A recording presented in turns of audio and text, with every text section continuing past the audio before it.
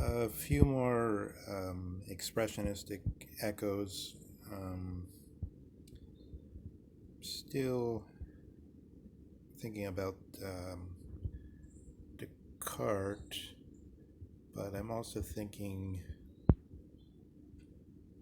because of the um, sort of concrete wall of analytic philosophy, I'm thinking also of going more into Hume and rereading some of Hume's basic text.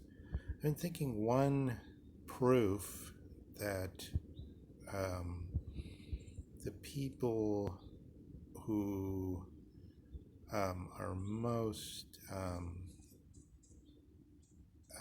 take science as self-evident in its current, um, let's say, the current general opinion of most populations, what science means, just the vernacular meaning.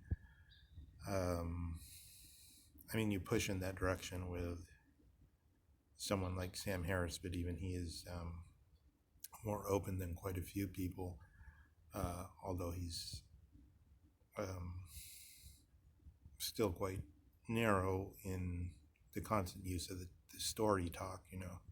There's stories and then there's science.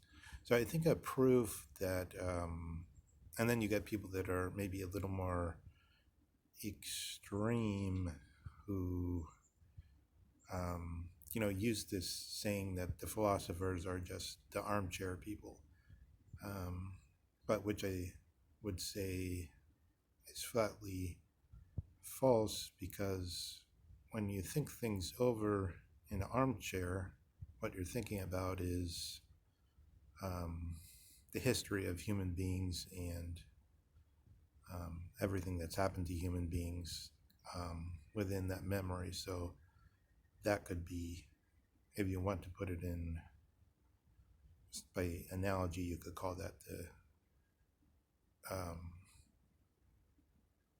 the experiment of Western history, let's say.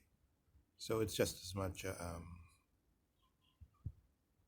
cooling over of empirical experiment as we would do if we were running controlled experiments. But you can't have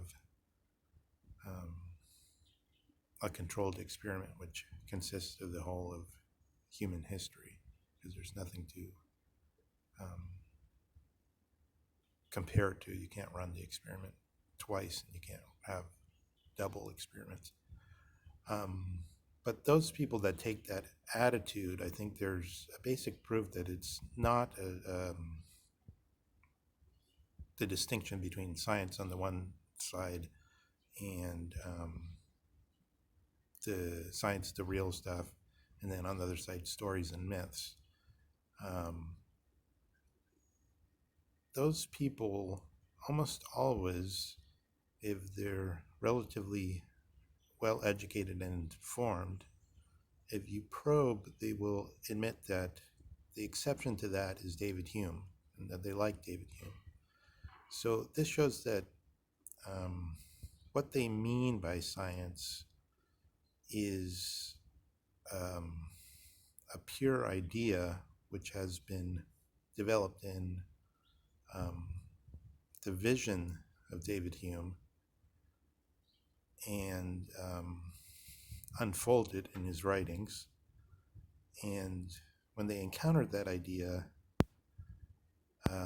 they like it, and they think that this pure actuality ought to unfold in the potential of the actual arrangements of human life, so that therefore the increase of STEM and so forth in not just the universities, but the national labs and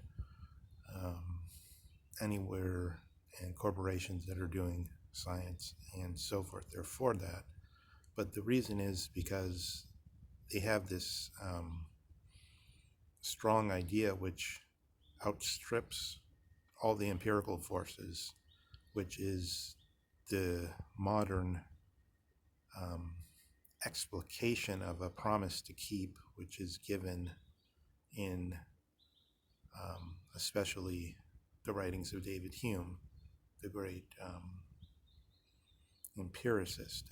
So I want to go into some talk of why Hume is an empiricist and why Descartes is a rationalist and Hegel is a rationalist. So we could look at Hegel and Descartes on one side and Hume and his supposed answer to the greeting, which I believe was given when people went to see the Oracle at Delphi, know yourself. A greeting apparently like solve or someone wishing you good health. He says, here is my answer. Here's the answer to the know yourself. And in a word, it's what we're taking for granted as science. So what does that mean? I would like to go into that as we proceed. But I think that's a good reflection for these people that believe that science always existed, which certainly this only means that we can take the idea of science and use it as a lens to look at anything that's ever happened. And then it will appear to us that there was science in the remote past. There was certainly always ideas of regularities. So you find out that there's regularities with respect to the moon, and then you no longer hold certain superstitious awe when there is an eclipse, for instance, and then you find out that there are certain things that you can predict on a limited scale.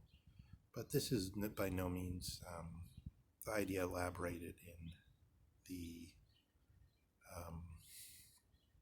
modern writers in the Scottish Enlightenment, in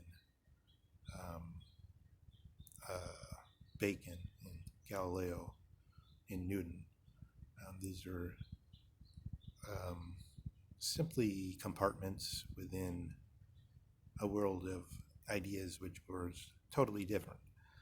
And also we should understand it this way, and it's known empirically. We have records of the time when it was still really happening. There was a move to stop speaking about the gods, and especially in the Greek,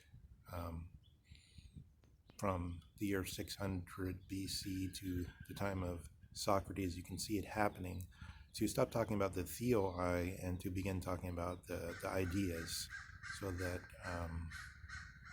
instead of speaking of Nike, the god of war, which you could make a statue of, which would show everybody what that idea was,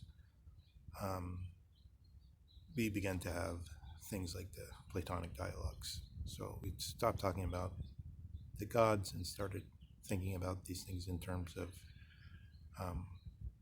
ideas, but it amounts to the same thing. It's the movement of pure thought which wants to tell us what is actual, and therefore to become a lens that will show us what is potential in the unfolding of time, which I believe Heraclitus referred to as a trash heap.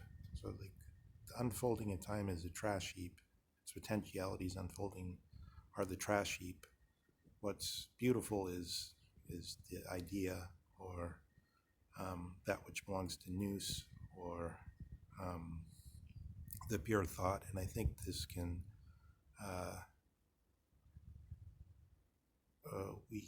we still have the true echoes of this development, and we can go back to them and see how that's we're still living in that unfolding. So Heidegger, just to bookmark this, Heidegger says in the Basic Concepts book, readiness to confront the inception can originate as genuine only from the necessities of the history into which we ourselves are placed. So